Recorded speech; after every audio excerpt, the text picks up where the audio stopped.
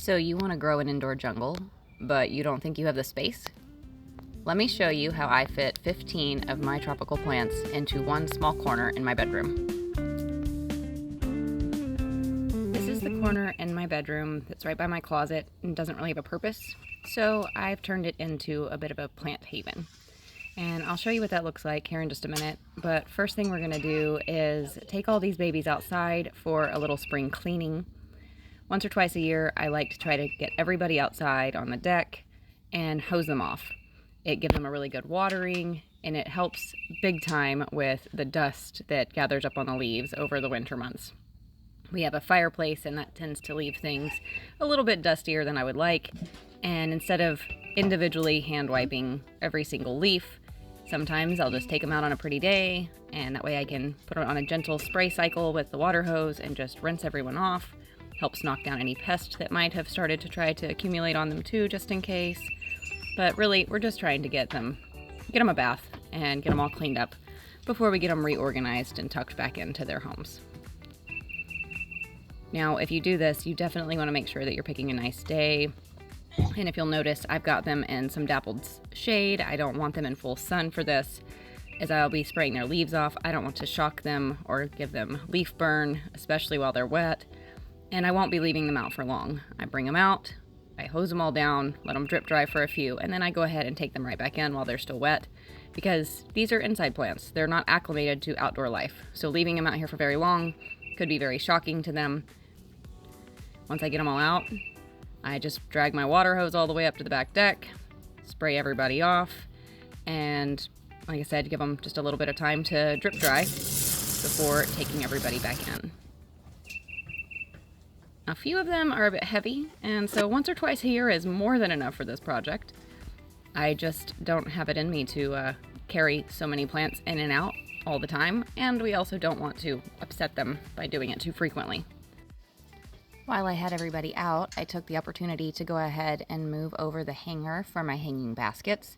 They were just starting to crowd some of the other plants a little bit too much, so that's just moved over about 12 inches probably is all, just to give them a little more room for those leaves to fan out.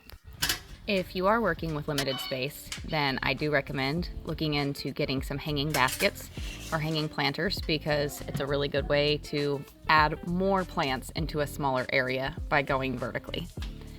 I've got 3 plants just in this one hanger alone, and then you can see behind my head I have another one that holds 1 plant, but it's up above the plants below that, which I have sitting on a stool, and then I have plants that I'm adding below that will be sitting on the ground.